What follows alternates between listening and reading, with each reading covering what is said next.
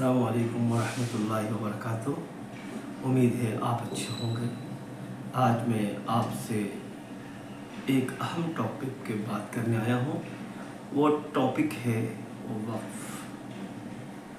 मैं आप तमाम लोगों को सबसे पहले मुबारकबाद देता हूँ कि आप लोगों ने JPC को मेल करके, यानी all India Muslim personal law board ने जो QR कोड भेजा था उसको मेल करके ये बता दिया कि मुसलमान सोया नहीं, मुसलमान जागा है। ये अपनी शरीयत को बचाने के लिए, अपने इमलाक को बचाने के लिए जन मन धन की बाजी लगा देगा, लेकिन शरीयत पे आज नहीं आने देगा। आइए चलते हैं असल मौजू की तरफ।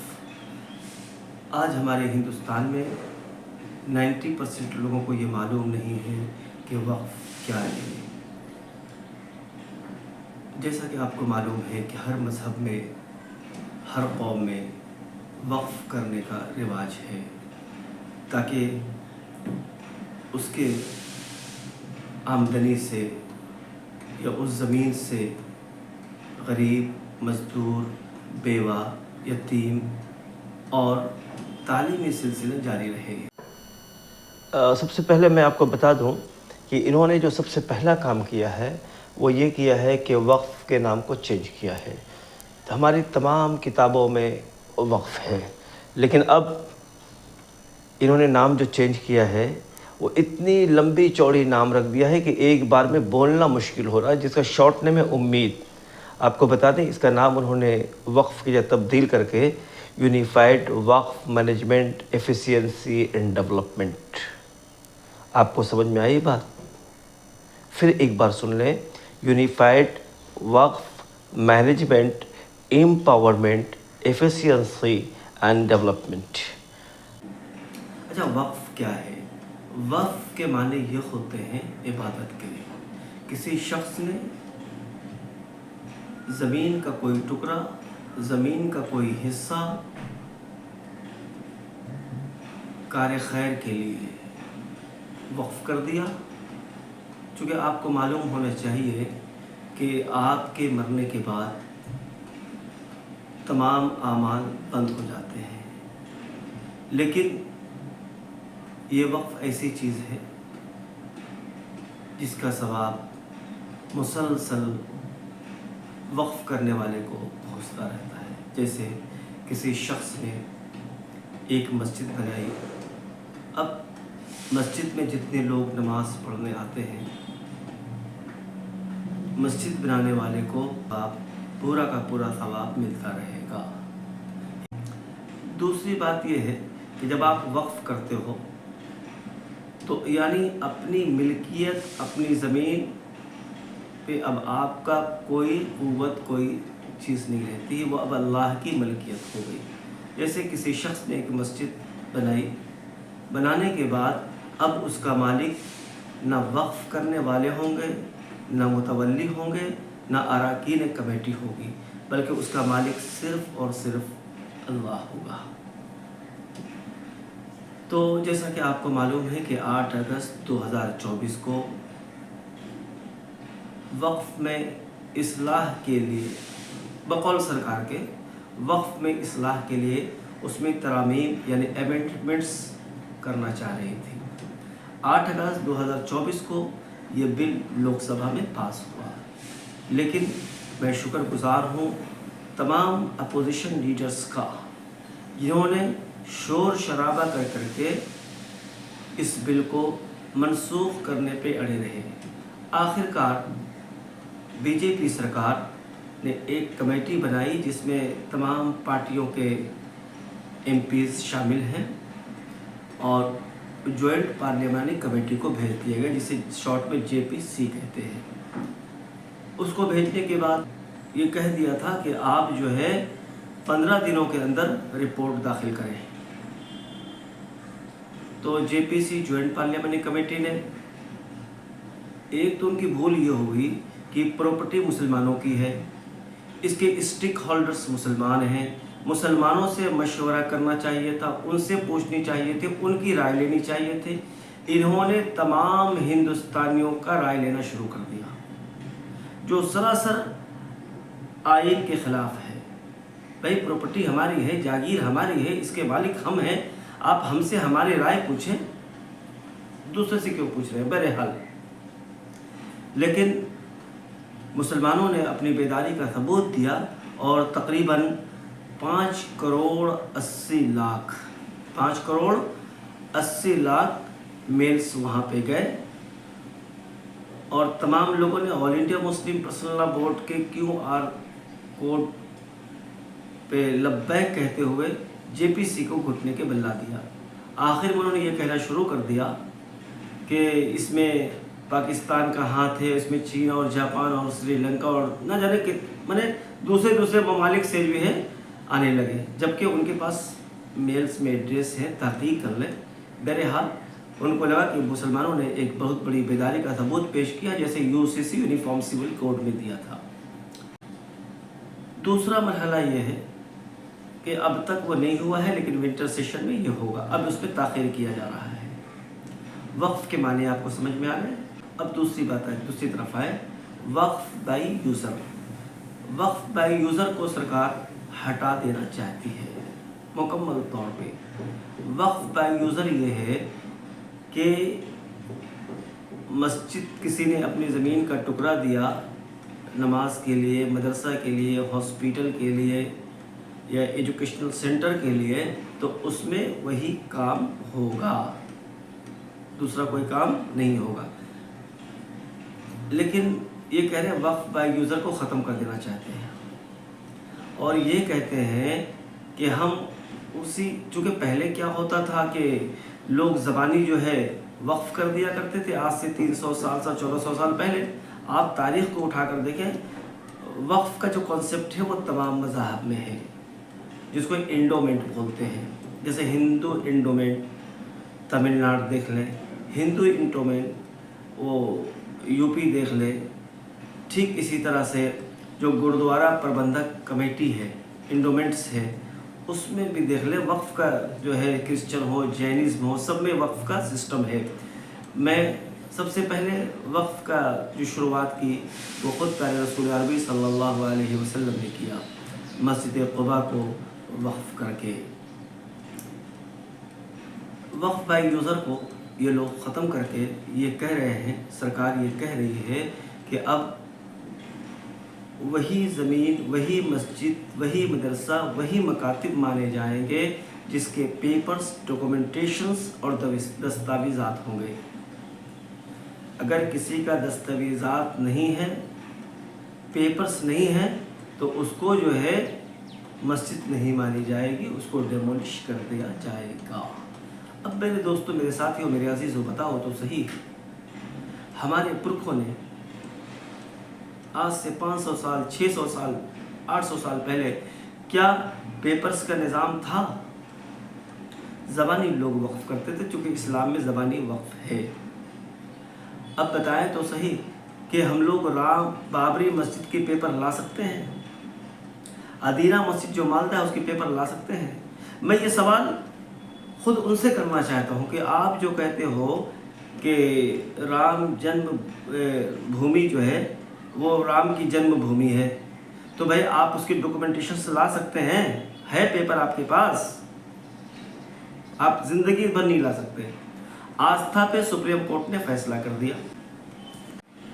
अच्छा, तीसरी बात ये है कि हमारे यहाँ जो वक्फ बोर्ड है, जो सूबे में यानी स्टेट में जो होती है उसको वक्फ बोर्ड कहते हैं, और जो सेंट्रल में होता है उसको वक्फ काउंसिल कहते हैं। अच्छा, वक्फ बोर्ड हो या वक्फ काउंसिल हो, इसमें तमाम के तमाम लोग मुस्लिम्स होते हैं और इनके जो अहम सुतून यानी पिलर होते हैं वो CEO होते हैं, जिसको चीफ एग्जीक्यूटिव ऑफिसर कहा जाता है। अच्छा, ये लोग गवर्नमेंट से या सरकार से अपॉइंटेड लोग होते हैं, सरकार ही उनको भेजती है, लेकिन तमाम के तमाम मुसलमान होते हैं, चाहे वक्फ काउंसिल हो या वक्फ बोर्ड हो। और जब कोई मामलात होते हैं तो वक्फ बोर्ड, वक्फ ट्राइब्यूनल में उसके फैसले होते हैं। हाई कोर्ट या सुप्रीम कोर्ट भी वो फैसले को अपने हाथों में नहीं लेती, चूँकि आर्टिकल 29, 26, 25 हमें इजाज़त देती है। बहरहाल इसमें मुसलमानों का ही शुरू से 1923 से आप देखेंगे, उसके बाद 1954 में देखेंगे, 1995 में देखेंगे या 2013 में देखेंगे, तो इसके तमाम जो ज़िम्मेदार थे वो मुसलमान हुआ करते थे।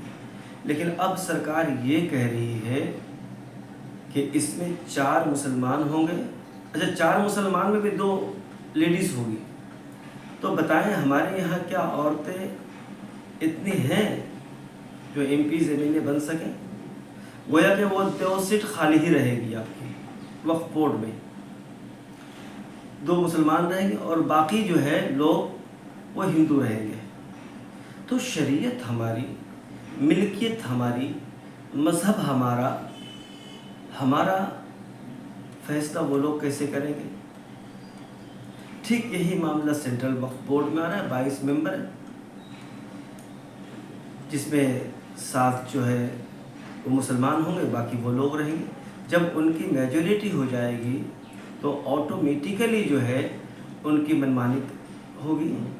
वो हमारे ज़मीनों को खुरद बुरद करेंगे और कोशिश ये करेंगे। लेकिन अब CEO की जगह ये इख्तियार, ये अथॉरिटी जो है कलेक्टर या डिस्ट्रिक्ट मजिस्ट्रेट को दे दिया गया है।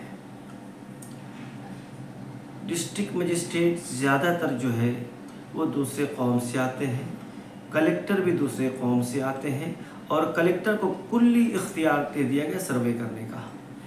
अगर मान लें कलेक्टर जो है सर्वे करता है और करने के बाद उसमें ये देखता है कि कुछ कमी है, तो वो जो है सरकार को भेजेगी, और जब वो भेजती है तो फिर उस पर ताला लग जाएंगे, बंद हो जाएंगे, या फिर वो सरकार की प्रॉपर्टी हो जाएगी जब तक कि फैसला नहीं होता है। बात और इसमें कहा गया है कि वक्फ वही शख्स कर सकता है जो 5 साल से प्रैक्टिसिंग मुस्लिम हो। यानी कोई शख्स अगर 2 साल पहले मुसलमान हुआ, 3 साल पहले मुसलमान हुआ, या 1 दिन पहले मुसलमान हुआ, वो अपनी प्रॉपर्टी को वक्फ नहीं कर सकता। जबकि देखा गया है हिंदुस्तान में बहुत सारे हिंदू भाइयों ने अपनी प्रॉपर्टी को वक्फ किया है मस्जिद के लिए, मदरसे के लिए, खानकाहों के लिए। अच्छा, एक बात और है कि वक्फ कर अगर कोई शख्स चाहता है कि हम जो है वक्फ करें अपनी प्रॉपर्टी को, जिससे मुसलमान फ़ायदा उठाए, या मस्जिदें बने या मदारिस बने, तो उनको दीन का पाबंद होना बहुत ज़रूरी है। आप गए कि हम अपनी प्रॉपर्टी को रजिस्ट्रेशन कराएंगे, और किसी शख्स ने ये कह दिया कि ये आदमी सुबह की नमाज़ नहीं पढ़ता है या रोज़े नहीं रखता है, तो अब आपकी प्रॉपर्टी वक्फ नहीं होगी। तो गोया कि जो वक्फ का जो निज़ाम या सिस्टम था, जो लोग वक्फ करते थे सवाब जारिया के नियत से, अब वक्फ लोग नहीं करेंगे, क्योंकि सरकार हरगिज़ ये नहीं चाहेगी कि मुसलमानों के इंस्टीट्यूट्स खुले, मुसलमानों के जो है हॉस्पिटल खुलें, मुसलमानों के जो है वो मस्जिद बनाए, मदारिस बनाए। मुख्तसर ये कि आप तमाम लोगों को all India Muslim personal law board की आवाज़ पे लब्बैक कहना है। और आप देखें कि हम खामोश रहे, बाबरी मस्जिद हमसे चली गई, हम खामोश रहे, तलाक़ सलासा का बिल आ गया, हमने चूच का डिप्लोमेटिक से काम लिया, कुछ नहीं बचा। तानों के ख़िलाफ़ 3 बिल लाए गए। उन्होंने 1 साल 13 महीना मुसलसल धरने पे बैठे रहे, और जिसके 761 लोग शहीद हुए। आखिरकार हुकूमत हिंद को मजबूर होकर वो बिल वापस लेनी पड़ी। दूसरी तरफ देखेंगे कि जाट एक कौम है जो बड़ी मुख्तसर है, बड़ी कलील है। उनके ख़िलाफ़ बिल लाई गई थी, लेकिन उन्होंने रेल का चक्का जाम करके مسلسل احتجاج کا راستہ اپنا کر کے جو دستور ہند نے ہمیں آپ کو تمام ہندوستانیوں کو دیا ہے، یہ کر کے احتجاج کا راستہ اپنا کر جاٹ نے بل کو واپس لینے پہ مجبور کیا۔ تو میں سمجھتا ہوں کہ مولانا سجاد نعمانی صاحب ہوں، سیف اللہ رحمانی صاحب ہوں، ولی فیصل رحمانی ہوں، یا all India Muslim personal law board کے جنرل سیکریٹری ہوں، دارالعلوم دیوبند کے مولانا ابوالقاسم نعمانی ہوں، گویا کہ ہمارے تمام بڑے بڑے اکابرین اس طرف اشارہ کر رہے ہیں کہ آپ اپنی تیاری کریں، تیاریوں میں لگ جائیں۔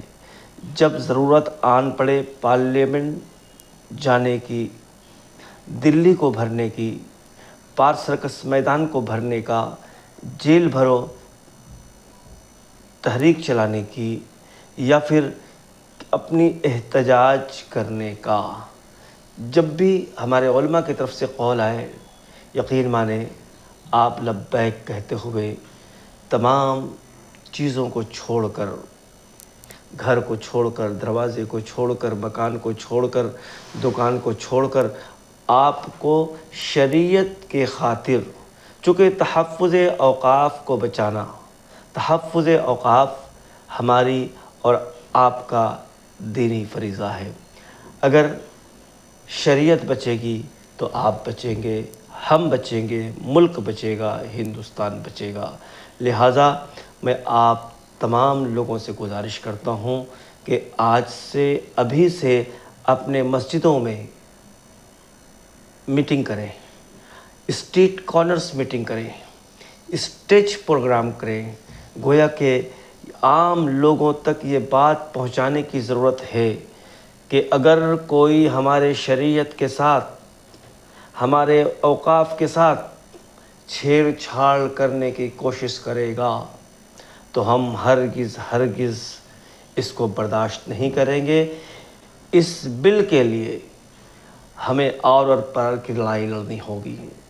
ہم انشاءاللہ بارود اور بم سے لڑائی نہیں کریں گے، بلکہ دستور ہند میں رہ کر ایک مہذب قوم کی طرح، یہ ملک ہمارا ہے، آئین ہماری ہے، ایک مہذب قوم کی طرح ہمیں لڑائی کرنا ہے۔ جو دستور ہند نے ہمیں اختیارات دیا ہے، اس اختیارات کا استعمال کر کے ہمیں وقف کو بچانا ہے، وقف کو بچانا ہے۔